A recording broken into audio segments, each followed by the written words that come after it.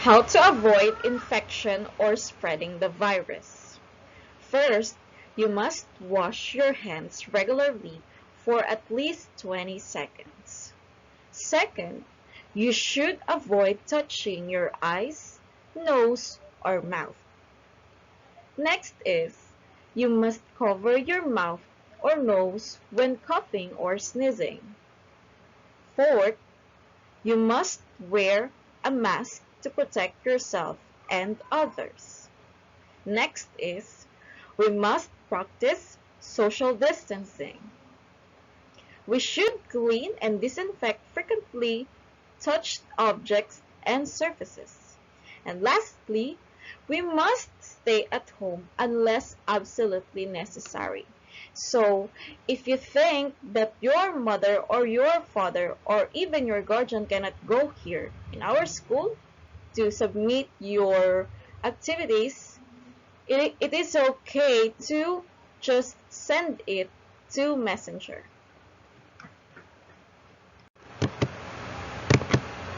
Modal verbs are auxiliary or helping verbs. They may be used in expressing permission, obligation, and prohibition. Since they are type of auxiliary or helping verbs, they are used together with the main verb of the sentence. One of the types of modals is modals of permission. Modals of permission is an act of giving consent or authorization.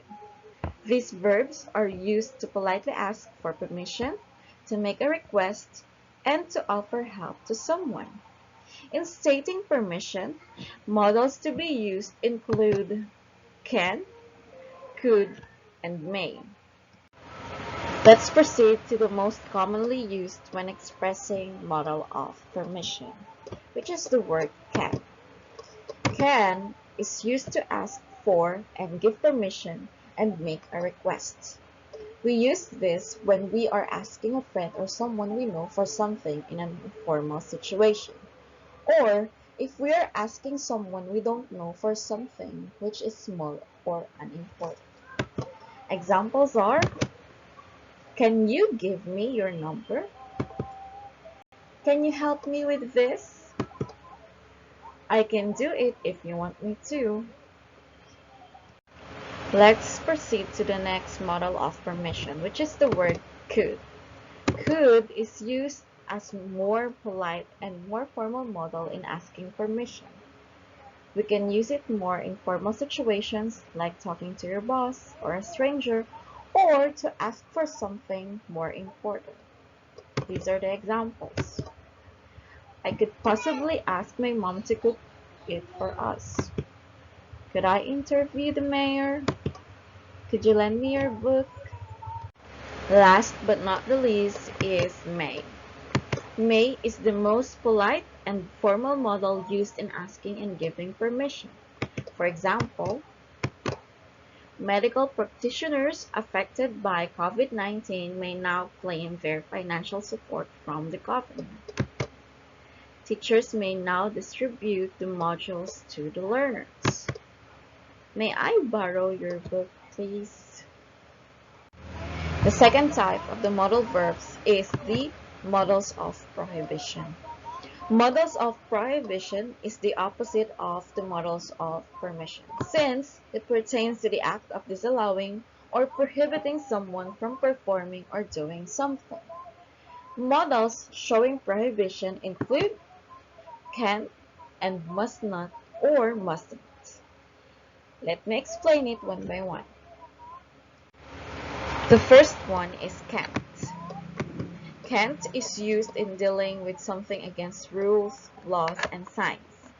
This is used when the speaker is not the one who sets the rules. Can't is the most common way to prohibit something in English. It is not as formal as must not, but it is the most common. So here are the examples. You cannot go out during the community quarantine, which is a community policy. The company can't apply for a motion for reconsideration, a legal proceeding. You can't buy any alcoholic beverages due to the liquor ban, a liquor ban policy.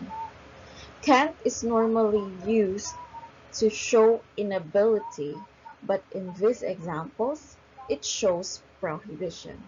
It is like you are saying you do not have the ability because of the rules.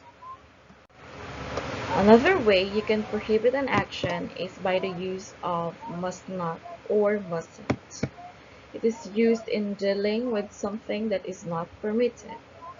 It is common on public signs and informing people of rules and laws. Examples are: you must always wear your face mask.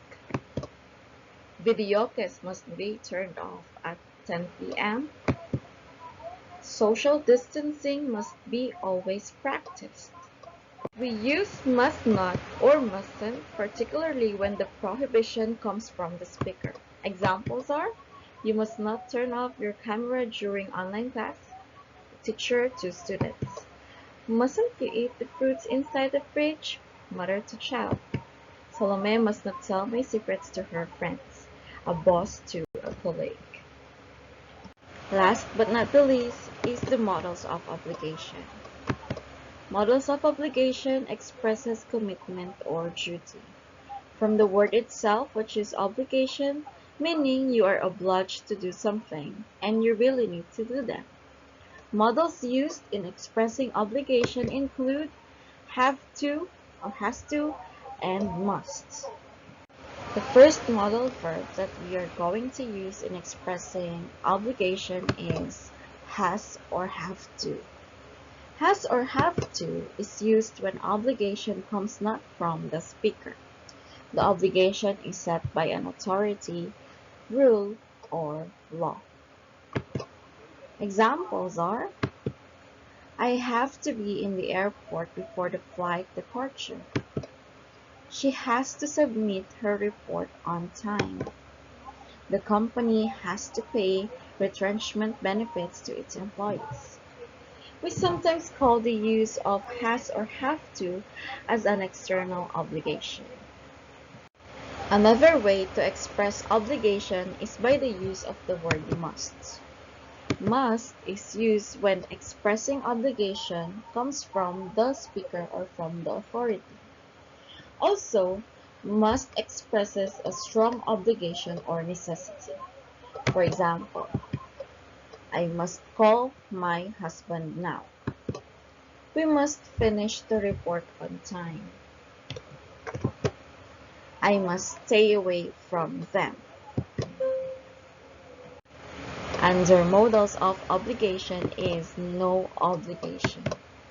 It expresses the absence of commitment or duty as one may do it or not. Meaning, you can do something if you want to, but it's not compulsory. So here, we use the word don't or doesn't have to. Examples are: she doesn't have to attend the funeral if she is not feeling well. So there is a choice here because you are not obliged to attend the funeral. You don't have to come to my office in person. You may submit it online. So there is a choice here. The employees don't have to come this morning as the activity will start in the afternoon.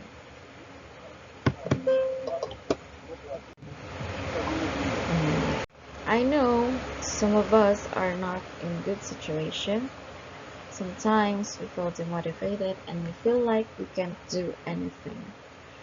But please do remember that in these trying times, we have God who is always here for us, making us remember that we can do everything as long as we talk to Him and actions are taken. So, I hope with this picture, you will also remove the letter T in the sentence I can't do it and instead say I can do it. Thank you so much.